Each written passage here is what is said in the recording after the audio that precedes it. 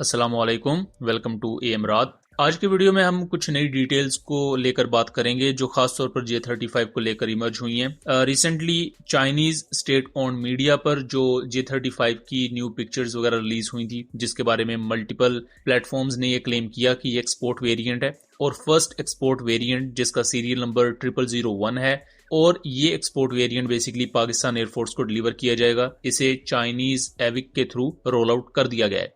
अहम चीज ये थी कि शेनयांग एयरक्राफ्ट कॉरपोरेशन की फैसिलिटी से प्रोड्यूस होने के बजाय एविक की एक अननोन फैसिलिटी पर इसे तैयार किया गया था और उस दौरान ये चीज भी अब उससे फर्दर डिटेल्स क्या आई हैं कि ये प्रॉपर वीडियो आप देख सकते हैं। ये उस ट्रांसमिशन की वीडियो है जिसमें ये तमाम विजुअल्स हम देख सकते हैं। फिर दूसरा, अगर मैं चाइनीज ओसेंट की तरफ से ये अपडेट बताऊं तो चाइनीज ओसेंट्स ने फाइनली ये चीज अब कंफर्म करना स्टार्ट कर दी है कि ये पाकिस्तानी J35 ही हैं, क्योंकि इससे पहले मल्टीपल कुछ इंडियंस और ग्रीक बेस्ड सोर्सेज क्लेम कर रहे थे कि ये बेसिकली चाइनीज एयरफोर्स का वेरिएंट है। इसे पाकिस्तानी साइड क्लेम कर रही है कि ये पाकिस्तान के लिए J35 होगा, जो कि गलत थी। और अब फाइनली चूंकि चाइनीज ओसेंट्स भी इस चीज को क्लेम कर रहे हैं तो मोर देन 90% चांसेस यही हैं कि पाकिस्तान एयरफोर्स को जो पहला J35 डिलीवर किया जाएगा उसकी झलक चाइनीज एविएशन इंडस्ट्री की तरफ से या चाइनीज स्टेट ओन्ड मीडिया की तरफ से दिखा दी गई है। दूसरा, यहां आप J35 को देख सकते हैं इसके ट्विन इंजन्स के साथ, जिसको लेकर रिपोर्ट ये क्लेम कर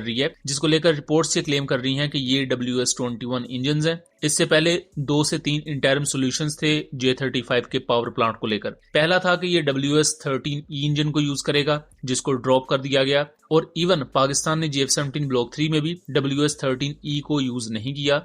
उसकी बजाय पाकिस्तान ने रशियन RD-93MA को उसमें इनकॉर्पोरेट किया है। उसकी 2-3 वजूहात हैं कि WS-13E एक बहुत लंबे टाइम स्पैन तक चाइना डेवलप करता रहा है। चाइना ने इस इंजन से बहुत कुछ सीखा भी है और उसी नॉलेज को आगे उन्होंने यूज किया WS-19 और WS-21 में। लेकिन WS-13 या उसका 13E वेरिएंट थ्रस्ट वाइज तो अपने थ्रेशोल्ड को कंप्लीट कर पाया, यानी कि अगर नॉर्मल RD-93 84 किलो न्यूटन की थ्रस्ट दे रहा था तो WS-13E ने 90 किलो न्यूटन की थ्रस्ट दी। तो थ्रस्ट या पावर के मामले में ये सफिशिएंट परफॉर्मेंस दे रहा था, बट जो इंटरनल निटी-ग्रिटी डिटेल्स होती हैं उसमें शायद ये अच्छा परफॉर्म नहीं कर पा रहा था। खासतौर पर अगर फ्यूल कंजम्पशन की बात की जाए, रिलायबिलिटी की बात की जाए, बैकअप पावर सिस्टम्स की बात की जाए कि अगर इंजन में कोई सडन फेलियर हो जाए तो इसमें बैकअप सिस्टम्स भी होते हैं। फुली डिजिटल कंट्रोल सिस्टम्स की बात की जाए तो उसमें शायद WS-13 इंजन में इश्यूज आ रहे थे। यही वजह है कि ना चाइना ने इसे J35 के लिए चूज किया और ना ही पाकिस्तान ने WS-13 सीरीज के इंजन्स को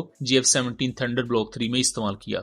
उसके बाद आ जाते हैं WS-19 इंजन पर। तो यहां से बेसिक चाइनीज इंजन्स की वो स्टोरी स्टार्ट होती है जिन्होंने J35 को पावर करना है। बहरहाल मैं बता दूं कि जो J35 इस ट्रांसमिशन में दिखाया गया है, इस एक्सपोर्ट वेरिएंट पर दिखाया गया है, ये WS-21 है, जो कि आगे WS-19 का भी एक अपग्रेडेड फॉर्म है, लेकिन दोनों की एग्जॉस्ट नोजल में थोड़ा सा डिफरेंस है। मैं सबसे पहले अगर आपको WS-19 के बारे में बताऊं तो WS-19 को एक better thrust to weight ratio को जहन में रखते हुए बनाया गया था और इसे डिजाइन किया गया था light to medium weight category के एयरक्राफ्ट को पावर करने के लिए। और WS-19 को बेसिकली J35 के लिए ही एक्चुअल में डेवलप किया गया। इनिशियल प्रोटोटाइप्स में WS-19 यूज भी किया गया, लेकिन इस पर्टिकुलर वीडियो में चीज कंफर्म होती हुई नजर आ रही है कि WS-19 के बाद इसका एक और अपग्रेडेड वेरिएंट बनाया गया जिसे WS-21 कहा जाता है और ये मॉडर्न वेरिएंट है अभी तक का। और अब चाइना फाइनली WS-21 को यूज कर रहा है। WS-21 93 किलो न्यूटन की मैक्सिमम थ्रस्ट प्रोवाइड करता है, जो मेरे नजदीक फिलहाल एक स्टेल्थ एयरक्राफ्ट के लिए कम है। ऐसे 2 इंजन अगर इस्तेमाल किए जाएं तो ये आपको 186 किलो न्यूटन की थ्रस्ट प्रोवाइड करते हैं, जो J35 के लिए सफिशिएंट तो है, बट उससे भी ज्यादा अहम चीज ये है कि इसकी फ्यूल कंजम्पशन को बेहतर किया गया है, जिसकी वजह से एयरक्राफ्ट आपको ज्यादा रेंज प्रोवाइड करता है। इसके साथ साथ full authority digital engine control systems इसमें आपको देखने को मिलते हैं। बेटर थर्मल मटेरियल इसकी टरबाइन और कंबस्टन वगैरह को बेहतर परफॉर्म करने के लिए इस्तेमाल किए गए हैं और reportedly single crystal blade technology इसके ब्लेड्स में यूज की गई है, जिसकी वजह से इंजन की लाइफ स्पैन ज्यादा रहती है और इवन अगर उसमें कोई बर्ड हिट भी हो जाए तो उसके सर्वाइवल के चांसेस ज्यादा होते हैं। अगर इसके एग्जॉस्ट नोजल की बात बात की जाए तो स्टेल्थ ऑप्टिमाइज्ड एग्जॉस्ट नोजल्स यहाँ आपको देखने को मिल रही हैं। इससे क्या होता है कि स्टेल्थ एयरक्राफ्ट न सिर्फ रडार बेस्ड गाइडेंस पर उसका आरसीएस कम होता है, बल्कि इवन अगर कोई एनिमी का एयरक्राफ्ट अपने आईआरएसटी सिस्टम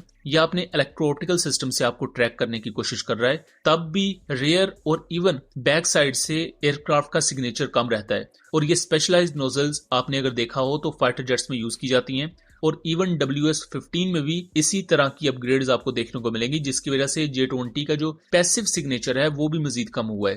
तो J-35 की स्टेल्थ कैरेक्टरिस्टिक्स ना सिर्फ एक्टिव मोड में बल्कि पैसिव मोड में इंक्रीज या इनहेंस होंगी।